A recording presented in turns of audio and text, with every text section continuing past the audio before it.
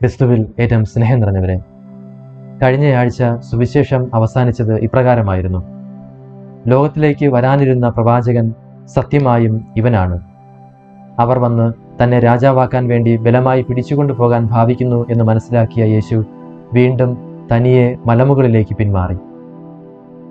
ദൈവമായ കർത്താവ് നിന്റെ സഹോദരങ്ങളുടെ ഇടയിൽ നിന്ന് എന്നെപ്പോലെയുള്ള ഒരു പ്രവാചകനെ നിനക്കു വേണ്ടി അയക്കും എന്ന നിയമാവർത്തന പുസ്തകത്തിലെ മോശയുടെ പ്രവചനം പൂർത്തിയായി എന്ന് കരുതിയാണ് ജനങ്ങൾ അത്തരത്തിൽ യേശുവിനോട് പെരുമാറിയത്. ഇവിടെ മോശയെപ്പോലൊരു പ്രവാചകൻ എന്നതാണ് ഇന്നത്തെ സുവിശേഷത്തിലേക്ക് കടക്കാനുള്ള താക്കോൽ.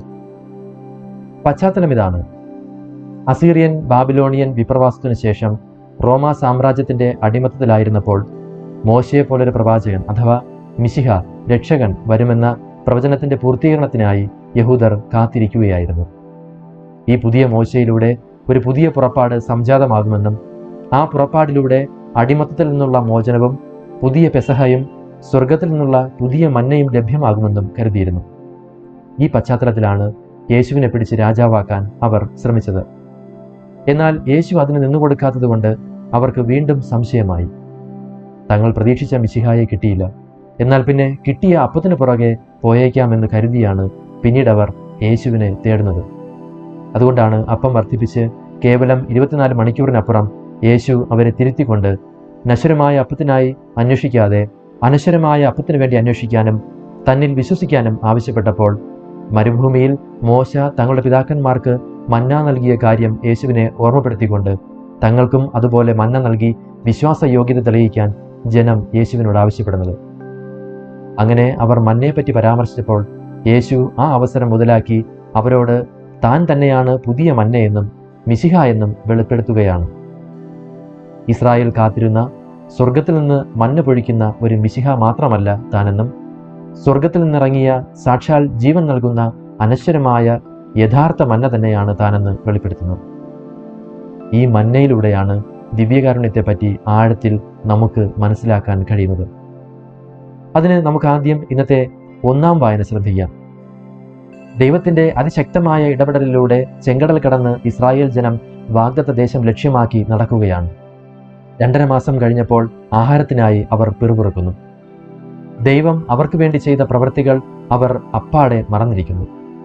അവർ ഇങ്ങനെ പറഞ്ഞു: ഈജിപ്തിൽ ഇറച്ചിപാത്രത്തിനടുത്തിരുന്ന് തൃപ്തിയാവോളം അപ്പം തിന്നുകൊണ്ടിരുന്നപ്പോൾ കർത്താവിന്റെ കരത്താൽ കൊല്ലപ്പെട്ടിരുന്നെങ്കിൽ എത്ര നന്നായിരുന്നു എന്ന്. നന്ദിഹീനതയുടെ അവസാന വാക്കുകളാണിവ.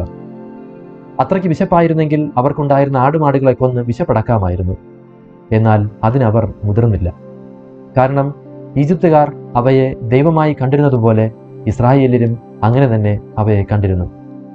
അതുകൊണ്ടാണ് കുറച്ചുകൂടി മുന്നോട്ട് പോകുമ്പോൾ അവർ കാളക്കുട്ടിയെ ഉണ്ടാക്കി ആരാധിക്കുന്നത് പോലും. എന്നാലും കാരുണ്യവാനായ ദൈവം അർഹതയില്ലാതിരുന്നിട്ടും അവർക്ക് വിശപ്പടക്കാൻ സ്വർഗത്തിൽ നിന്ന് മന്ന നൽകുന്നു. പ്രിയപ്പെട്ടവരെ, ഇത് നമ്മുടെ ഓരോരുത്തരുടെയും വിശ്വാസയാത്രയുടെ പ്രതീകമാണ്. ദൈവത്താൽ തിരഞ്ഞെടുക്കപ്പെട്ട നമ്മൾ അനേകം അടിമത്തങ്ങളിൽ നിന്ന് മോചിപ്പിക്കപ്പെട്ടുവെങ്കിലും പലപ്പോഴും കഷ്ടപ്പാടുകളിൽ ദൈവത്തിൽ ആശ്രയിക്കാതെ വീണ്ടും പഴയ ജീവിതത്തിലേക്ക് അല്ലെങ്കിൽ ഈ ലോകത്തിൻ്റെ ജീവിതത്തിലേക്ക് പോകാൻ കൊതിക്കുന്നു. പലപ്പോഴും അടിമത്തത്തിലെ ഇറച്ചിപാത്രങ്ങളിലാണ് നമ്മുടെയും ശ്രദ്ധ. ഇറച്ചിപാത്രം ഈ കാലഘട്ടത്തിലെ എന്തുമാകാം: മദ്യം, ധനമോഹം, സ്വർണം, പേരും പ്രശസ്തിയും, ഗെയിമുകൾ, സോഷ്യൽ മീഡിയ, ചാറ്റിംഗ് ഒക്കെ ആകാം. എന്നാൽ ദൈവം നൽകിയ അനുഗ്രഹങ്ങൾ ഓർത്തുകൊണ്ട് അവിടുത്തെ മാത്രം ആശ്രയിച്ചുകൊണ്ട് മുന്നോട്ട് പോകുക എന്നതാണ് നമ്മെ ഓർമ്മിപ്പിക്കുന്നത്. മാത്രമല്ല, ഓരോ ദിവ്യബലിക്ക് അണയുമ്പോഴും നമുക്കുണ്ടായിരിക്കേണ്ട മനോഭാവവും ഈ നന്ദിയുടേതായിരിക്കണമെന്നും നമ്മെ പഠിപ്പിക്കുന്നു. യൂക്കരിസ്തിയ എന്ന വാക്കിനർത്ഥം പോലും നന്ദി അർപ്പണം എന്നാണ്. ഓരോ ദിവ്യകാരുണ്യവും നമ്മുടെ അർഹതയല്ല, അവിടുത്തെ കാരുണ്യം മാത്രമാണെന്ന് നമ്മൾ തിരിച്ചറിയണം. ദൈവത്തിൻ്റെ കാരുണ്യത്തിൻ്റെ ഈ അത്ഭുതം ഓരോ ദിവസവും നമ്മുടെ ദേവാലയങ്ങളിൽ നടക്കുന്നു. ഈ വാക്യം ശ്രദ്ധിക്കുക: രാവിലെ പാളയത്തിനു ചുറ്റും മഞ്ഞ് വീണ് കിടന്നു. മഞ്ഞുരുകിയപ്പോൾ മരുഭൂമിയുടെ ഉപരിതലത്തിൽ പൊടിമഞ്ഞ് പോലെ വെളുത്തുരുണ്ട് ലോലമായ ഒരു വസ്തു കാണപ്പെട്ടു. അതായത് മഞ്ഞുരുകിയപ്പോൾ മന്ന കാണപ്പെട്ടു. വളരെ സുപ്രധാനമായ നിരീക്ഷണമാണത്. മന്ന വെറുതെ പൊഴിയുകയായിരുന്നില്ല, മറിച്ച് മഞ്ഞിനോടൊപ്പമാണ് വന്നിരുന്നത്. ഇത് മന്നയുടെ വരവിലെ രഹസ്യാത്മകതയിലേക്ക് വിരൽ ചൂണ്ടുന്നതാണ്. ഈ രഹസ്യം ചുരുളഴിയുന്നതാണ് ദിവ്യബലിയിൽ രണ്ടാമത്തെ സ്തോത്രയാഗ പ്രാർത്ഥന. അവിടെ പുരോഹിതൻ കാഴ്ച വസ്തുക്കളുടെ മേൽ ഇരു കൈകളും നീട്ടി ഇപ്രകാരം പ്രാർത്ഥിക്കും: അങ്ങേ ആത്മാവാൽ മഞ്ഞുകണം പോലെ ഈ കാണിക്കകൾ പവിത്രമാക്കണമേ എന്ന്. മലയാളത്തിൽ മഞ്ഞുകണം പോലെ എന്നാണെങ്കിലും ലത്തീൻ ഭാഷയിൽ അങ്ങേ ആത്മാവിൻ്റെ മഞ്ഞുകണം കൊണ്ട് ഈ കാഴ്ച വസ്തുക്കൾ പവിത്രമാക്കണമേ എന്നാണ്. അതെ, മഞ്ഞുകണം പരിശുദ്ധാത്മാവാണ്. വിശുദ്ധ ബൈബിളിൽ പരിശുദ്ധാത്മാവിൻ്റെ അടയാളങ്ങളിൽ ഒന്നാണ് ജലം. അതിനെ പല രീതിയിൽ മഴയായി, മൂടൽമഞ്ഞായി, മേഘമായി, മഞ്ഞുകണമായി, നീരുറവയായി, കിണറായി, നദിയായി, കടലായി, വെള്ളപ്പൊക്കമായി ഒക്കെ പരാമർശിക്കുന്നു. അതേ പ്രിയപ്പെട്ടവരെ, ദൈവത്തിൻ്റെ ആത്മാവിൻ്റെ മഞ്ഞുകണം കൊണ്ട് ഓരോ ബലിയിലും നാം കാണുന്ന ഗോതമ്പപ്പം പുതിയ മന്നയായി ക്രിസ്തുവിൻ്റെ ശരീരമായി മാറുന്നു. മാലാഖമാരുടെ അപ്പമെന്ന് സങ്കീർത്തനത്തിൽ പറയുന്ന ഈ മന്ന ഒരു ഇരട്ട അത്ഭുതമായിരുന്നു. എന്ന് പറഞ്ഞാൽ വൈകുന്നേരം കാടപ്പക്ഷിയും രാവിലെ മന്നായും, അതായത് മാംസവും അപ്പവും എന്ന തരത്തിൽ ഒരു ഡബിൾ ഫോൾഡഡ് മിറാക്കിളായിരുന്നു മന്ന. നമ്മുടെ ദിവ്യകാരുണ്യം നോക്കുക. ഒരേ സമയം അത് അപ്പവുമാണ്, മാംസവുമാണ്. ഒരേ സമയം അപ്പവും ക്രിസ്തുവിൻ്റെ ശരീരവും. ക്രിസ്തുവിൻ്റെ ശരീരം എന്ന് പറയുമ്പോൾ ഒരിക്കലും ഒരു ഭൗതിക ശരീരമല്ല, മറിച്ച് ഉയർത്തെഴുന്നേറ്റ ക്രിസ്തുവിൻ്റെ മഹത്വീകൃത ശരീരമാണ്, ഗ്ലോറിഫൈഡ് ബോഡിയാണ്. ഇക്കാര്യങ്ങൾ വിശദമാക്കിക്കൊണ്ട് മുൻപൊരിക്കൽ പറഞ്ഞിട്ടുള്ളതുകൊണ്ട് ഞാനിപ്പോൾ അവ ഇവിടെ ആവർത്തിക്കുന്നില്ല. ഇനി അടുത്തതായി മന്നയുടെ രുചിയെപ്പറ്റി. അത് കൊത്തമ്പാലരി പോലെയായിരുന്നു. വെളുത്തതും തേൻ ചേർത്ത അപ്പത്തിൻ്റെ രുചിയുമുള്ളതുമായിരുന്നു. തേൻ ചേർത്ത അപ്പത്തിൻ്റെ രുചി. ഇസ്രായേൽ ജനത്തിന് വാഗ്ദാനം ചെയ്യപ്പെട്ട കാനാൻ ദേശത്തെപ്പറ്റി പറഞ്ഞിരുന്നത് തേനും പാലും ഒഴുകുന്ന ദേശം എന്നാണ്. അതായത് മന്ന വാഗ്ദാന ദേശത്തിൻ്റെ മുൻ ആസ്വാദനമായിരുന്നു. മറ്റു വാക്കുകളിൽ പറഞ്ഞാൽ മന്നയിലൂടെ തങ്ങൾക്ക് ആവശ്യമായതെല്ലാം നൽകാനും വാഗ്ദത്ത ദേശത്ത് എത്തിക്കാനുമുള്ള തൻ്റെ കഴിവിൽ വിശ്വാസമർപ്പിക്കാൻ ദൈവം ഇസ്രായേലിനെ ക്ഷണിക്കുകയായിരുന്നു. അതുകൊണ്ട് മന്ന ഒരേ സമയം ഒരു സമ്മാനവും ദൈവാശ്രയത്തിനുള്ള ക്ഷണവുമായിരുന്നു. സ്വർഗരാജ്യം ലക്ഷ്യമാക്കിയുള്ള നമ്മുടെ ഈ വിശ്വാസയാത്രയിൽ ദിവ്യകാരുണ്യം നമുക്ക് സ്വർഗരാജ്യത്തിൻ്റെ മുൻ ആസ്വാദനവും അവിടുന്ന് മാത്രം ആശ്രയിച്ചുകൊണ്ട് മുന്നോട്ടു പോകാനുള്ള ക്ഷണവുമാണ്. ഇനി ഒരു ദിവസം എത്രത്തോളം മന്ന ഭക്ഷിക്കാമെന്നതാണ്. മോശയോട് ദൈവം പറഞ്ഞത് ഒരു ഒമർ, അതായത് ഏകദേശം 4.5 ലിറ്റർ.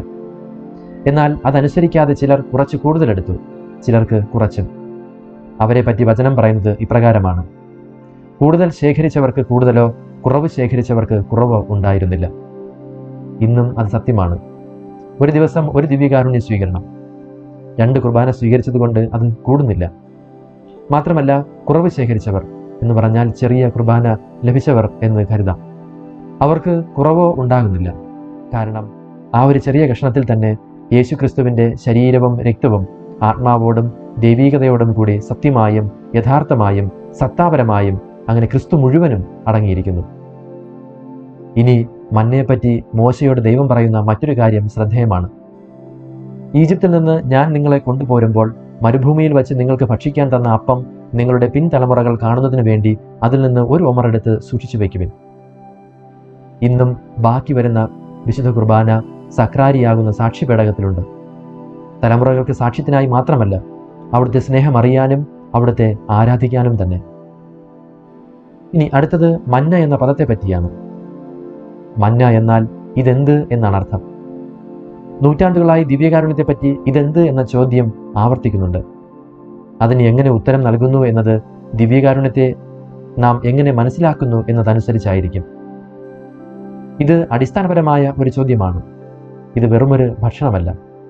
ക്രിസ്തുവിൻ്റെ ആത്മാവും ശരീരവും രക്തവും ദൈവീകത്വവും നിറഞ്ഞു നിൽക്കുന്ന സ്വർഗീയ അപ്പം.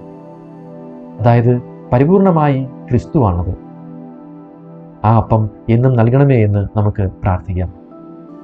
അവസാനമായി കുർബാനയുടെ ആവശ്യകത എന്താണ്? ഉത്തരം ദൈവഹിതമനുസരിച്ച് പ്രവർത്തിക്കാൻ എന്ത് ചെയ്യണം എന്നതിന് യേശു നൽകുന്ന മറുപടിയിലുണ്ട്. യേശുവിൻ്റെ മറുപടി അവിടുന്ന് അയച്ചവനിൽ വിശ്വസിക്കുക എന്നതായിരുന്നു. അവിടുന്ന് അയച്ചവനാണ് ഈ ദിവ്യകാരുണ്യം. അതെ, ഈ ദിവ്യകാരുണ്യത്തിൽ വിശ്വസിക്കുക. അതേസമയം വിശ്വാസം എപ്പോഴും പ്രകടമാകുന്നത് പ്രവൃത്തികൾ വഴിയാണ്.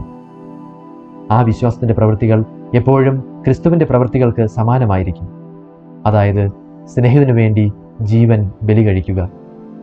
അങ്ങനെയെങ്കിൽ ആത്യന്തികമായി വിശ്വസിക്കുക എന്ന് പറയുമ്പോൾ കുർബാനയായി മാറുക എന്നാണ് അർത്ഥം. അതിനാണ് കുർബാനയുടെ ആവശ്യകത.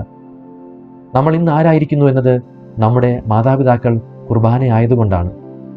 സഹോദരങ്ങൾ, ബന്ധുക്കൾ, അധ്യാപകർ, സുഹൃത്തുക്കൾ അവരെല്ലാം കുർബാനയായതുകൊണ്ടാണ്. അതുകൊണ്ട് നമുക്കും കുർബാനയാകാം.